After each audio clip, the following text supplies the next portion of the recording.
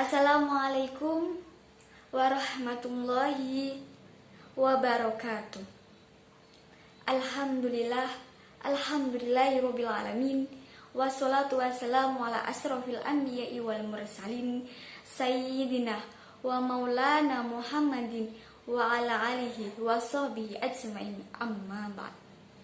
Pertama-tama dan yang paling utama, marilah kita bersama-sama memanjatkan puja dan puji syukur atas kehadirat Allah Subhanahu wa Ta'ala. Karena Allah yang Maha Pengasih, yang kasihnya tidak pernah pilih kasih, dan yang Maha Penyayang, sayangnya tak pernah berkurang. Atas izin Allah, sehingga kita masih diberi nikmat kesehatan, nikmat kesempatan, dan yang penting lagi dengan nikmat keimanan dan ketakwaan. Sholawat serta salam tak lupa kita sanjungkan haribaan junjungan Nabi Agung Nabi Muhammad SAW. Ialah Nabi yang telah membawa kita dari zaman jahiliyah menuju zaman keislamiah, dari zaman gelap gulita menuju zaman terang benderang seperti sekarang ini. Hadirin, Hari Santri Nasional diperingati setiap tanggal 22 Oktober pada setiap tahunnya. Dengan adanya peringatan Hari Santri ini, tidak hanya kita jadikan sebagai peringatan atau seremoni saja, namun harus kita buktikan bahwa dengan adanya santri dan dengan adanya peringatan Hari Santri Nasional ini, para santri di Nusantara dapat semakin eksis, dapat semakin maju. Terkadang kita mendengarkan info yang tidak enak. Info apa? Info yang menonjolkan bahwa santri ini populer dengan radikal. Katanya santri tidak NKRI. Ini sungguh tidak benar.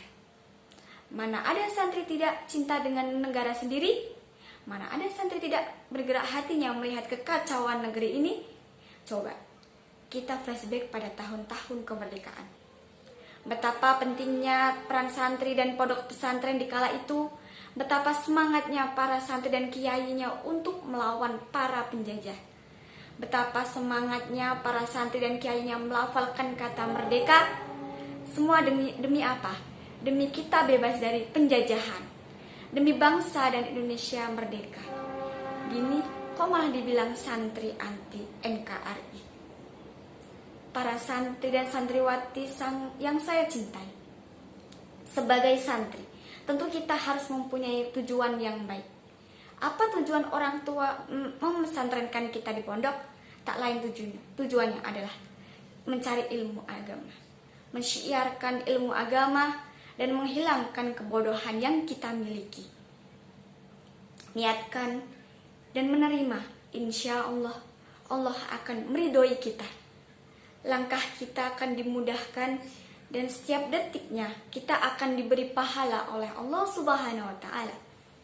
Dengan adanya peringatan Hari Santri Nasional ini, mari kita lebih bersemangat dalam mencari ilmu agama. Semoga kita dapat selamat dunia dan akhirat dengan pesantren. Dan janganlah takut kita tidak dapat makan, kita tidak mempunyai pekerjaan, tapi dengan niat dan yang menerima kita mencari ilmu agama. Nanti jalan untuk mendapatkan dunia akan mudah, insya Allah. Penjara yang dikenal suci menjadi tujuan sebagai insan yang dapat singgah di sana, melahap ilmu dan segala ilmu pengetahuan serta barokah yang ada di sana. Hidup bersama dengan belasan hingga ribuan santri tidak mudah untuk mendapat kekompakan. Meski memiliki tujuan yang bersama, ada saja perbuatan budaya, sifat, sikap bisa membuat geleng-geleng kepala maupun benteng kesabaran yang tidak boleh lenyap. Berdasarkan fenomena yang terjadi di dunia pesantren ini, kita dapat memetik beberapa hal. Setiap tempat adalah ruang belajar dan setiap orang adalah guru. Jadi setiap kenangan adalah pengalaman. Di mana pepatah mengatakan, pengalaman adalah guru terbaik. Di sini pun ada 5 kunci sukses orang santri. Yang pertama, poin pertama ada jujur. Santri dibekali dengan berbagai ilmu agama, tauhid, fikih, maupun akhlak. Hal yang paling mendasar untuk membentuk pribadi yang berakhlakul karimah itu jujur. Seseorang jika sudah bisa jujur, baik diri sendiri maupun ke orang lain, ia akan mudah untuk dipercaya. Kemudian poin yang kedua adalah tanggung jawab. Santri juga dituntun untuk bertanggung jawab. Hidup berdampingan dengan berbagai kalangan menurut setiap santri untuk berkomitmen melakukan segala tanggungan yang dibebankan pada diri. Dimudahkan sudah menjadi tanggung jawabnya untuk menyelesaikan itu. Seperti apa? Seperti santri yang menghafal Al-Quran harus mampu mempertanggungjawabkan hafalannya. Kemudian ada poin yang ketiga, yaitu disiplin. Santri harus disiplin. Bagaimana tidak? Hal ini bisa dilihat dari jadwal kegiatan sehari-harinya yang selalu sama dan terjadwal. Dari bangun tahajud, sholat 5 waktu berjamaah, kegiatan diniyah, dan mengaji, hingga tiba waktu makan dan mandi tidak jauh dari kata antri. Kemudian ada poin yang keempat, yaitu toleransi. Santri yang hidup dari berbagai suku kebudayaan mengharuskannya untuk dapat bertoleransi, mampu menerima kebiasaan-kebiasaan orang yang tidak mungkin seperti budaya kita. Mulai dari sikap hingga bahasa, semua demi terciptanya kerukunan dalam menimba ilmu di perantauan penuh barokah ini. Yang kelima ada kerja keras. Santri juga bisa bekerja keras. Dari mulai belajar bersama bersungguh-sungguh, terfokus pada hafalan, roan, pesantren bersama-sama. Hal tersebut menjadi satu contoh adanya kerja keras santri untuk menuntut ilmu di sebuah pesantren. Seperti itulah kelima dari santri serta penilaian dalam fenomena yang terjadi di sekitar lingkungan pondok pesantren.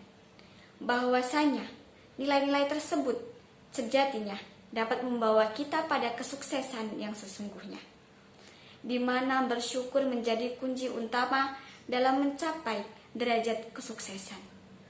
Melalui 5 kunci sukses ala santri bisa diawali dari hal yang kecil seperti jujur, tanggung jawab, disiplin, toleransi, serta kerja keras. Marilah untuk bisa saling toleransi diri. Mudah-mudahan kita senantiasa menjadi insan yang bersyukur. Saudara-saudaraku kaum muslimin rahimakumullah, demikian yang dapat saya sampaikan pada kesempatan kali ini. Semoga dapat bermanfaat bagi kita semua. Akhirul kalam, subhanakallahu wa bihamdika, asyhadu an la ilaha illa anta, astaghfiruka wa atubu ilaik. Wallahu muwaffiq ila aqwamit thoriq.